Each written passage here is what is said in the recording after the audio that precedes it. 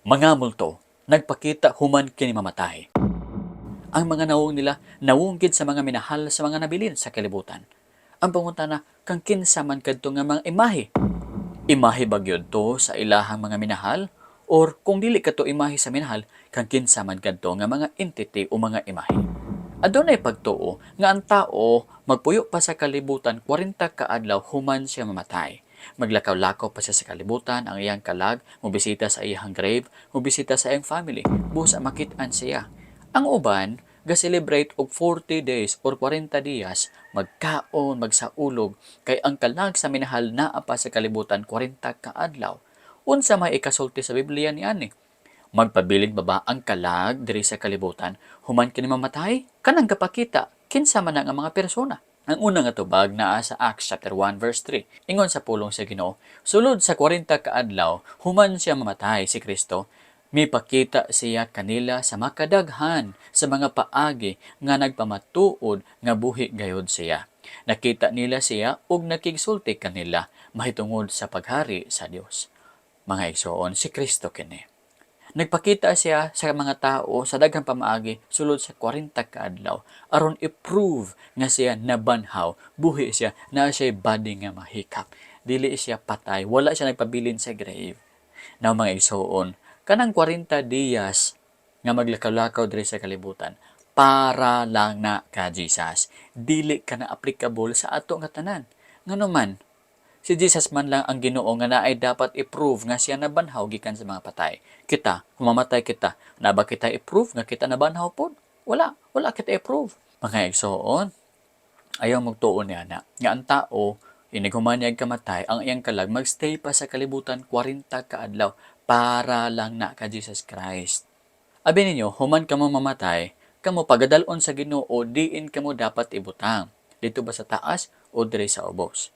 Kung ikaw na ay Kristo sa imong kasing-kasing, ikaw daloon sa presensya sa Ginoo. Ingon sa 2 Corinthians 5:8, "But we are of good courage and prefer rather to be absent from the body and to be present with the Lord."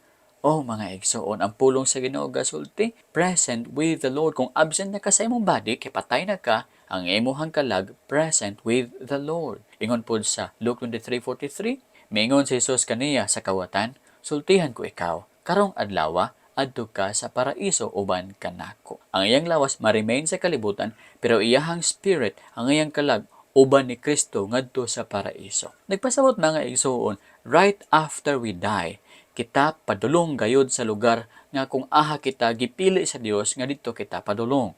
Kung palangit ka, palangit. Kung kita pa hadis kita. Naka-remember ka mo sa istorya sa taong dato og ni Lazaro? Sa dihang sila nangamatay nga duha, mao ni ang giingon sa pulong sa Ginoo, ug ang tawong kabus namatay og gidala sa mga manulunda ngadto sa sabakan ni Abraham. Unya ang tawong dato namatay usab og gilubong. Ug didto sa Hades, sa naganto siya ang tawong dato sa mga kasakit, giyahat niya ang iyang mga mata ug iyang nakita si Abraham didto sa halayo ug si Lazaro diha sa iyang sabakan. Nagkalayo kini nga lugar kung basahon nimo ang verse 24. Ug siya misinggit nga nagaingon, amahan kong Abraham, kaloy iintawon ako. Ug sugua si Lazaro sa pagtuslob sa tumoy sa iyang tudlo diha sa tubig aron pagpabugnaw sa akong dila. Kay ania ako sa kasakit din hiniinig nagdilaab nga kalayo. Kining Hades diani is nagdilaab nga kalayo. Naabot siya diani human siya mamatay. Usa kini ka true nga story do parable kini nga naman kay naay ngalan nga Abraham ug naay ngalan nga Lazaro. True story kini nga nahitabo sa una nga panahon. Nagpasabot nga human kita mamatay, kung kita pa impierno, pa Hades, ilabagi kita dito sa Hades. So dili kita magstay na diri sa kalibutan. Kanang inyo nakita diha sa kalibutan, dili na kana kalag o bagha multo sa inyohang minahal. Kay ang inyohang minahal wala na, tuan na dito sa paraiso o dito sa Hades. So ang pangutana, kinsa man kadto nga multo ang nagpakita sa inyo ha? Unang-una, dili kadto inyong minahal. Bisan pagparihag na wong, dili kadto inyong minahal. Hinundom may ingon ang pulong sa Ginoo, ug kini dili katingad-an. Kay bisan sa Satanas, makausab sa iyang kaugalingon sama sa anghel sa kahayag. Ang yawa mga igsoon powerful.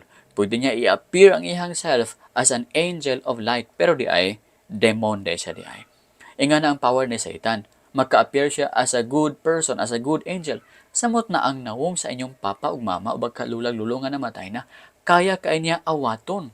O, ang nawong nga taas ilong, ang matang nga anak, ang ibaba nga anak, kaya kay na awaton ni Satan. Magka-transform siya anak nga image. Unya magpakita dayon siya sa inyo.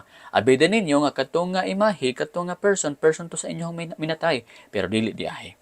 Ug katong nga multo nagpakita aron kamo hadlokon, tistingan ang inyong pagtuo. Sa mga tao nga dili gatuo og multo, abi mo nasayop kamo. Sa unang panahon nilang Pedro, uso na ang multo.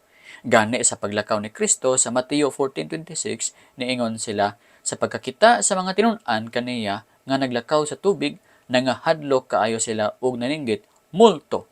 Si Kristo gikan sa bukid nagpray ni padulong sa dagat nagbaklay ibabaw sa tubig, nakita nila si Kristo Jesus nga naglakaw ibabaw sa tubig. Siguro dark pato nga time baka itom ang ilang nakita og niingon sila multo, nahadlok sila. Pero ingon ni Kristo, ayaw ka mo kahadlok, ako kini. Now, kung naninggit sila multo, meaning sa unang panahon naa na gyud appearances sa mga multo. Kini nga multo, mga igsoon, dili kini multo sa atong minahal nga namatay na, kundi spirit kini sa mga demonyo, sa mga demons ni Satan nga naglakaw-lakaw diri sa kalibutan. Giawat lang niya ang nawong sa inyohang mga minahal. Pero mga igsoon, mangutana ako kaninyo, kung ikaw mamatay, man padulong imong kalag, sa langit ba o sa impyerno? Sa paraiso ba o sa Hades? Kung gusto ka makabaton sa kaluwasan, kung gusto ka nga ikaw dili maimpyerno, mga igsoon mao kining buhaton mo, magrepent ka sa imong sala. Tuuhan mo si Kristo Jesus, isip imong Dios ang manluluwas, tawga iyang ngalan. Ang Biblia gaingon sa Roma Kapitulo 10, versikulo 13, si bisan kinsa nga magtawag sa ngalan sa Dios maluwas. Kung tawgon mo ang ngalan ni Kristo Jesus karon nga kinisingkasing gayud, mong tuo ka sa bugos mo kasingkasing nga siya Dios ug manluluwas ug mobiya ka sa imong mga sala, ikaw karong adlaw makabaton na sa kaluwasan. Salamat sa pagpaminaw. This is the Truth Bible Program.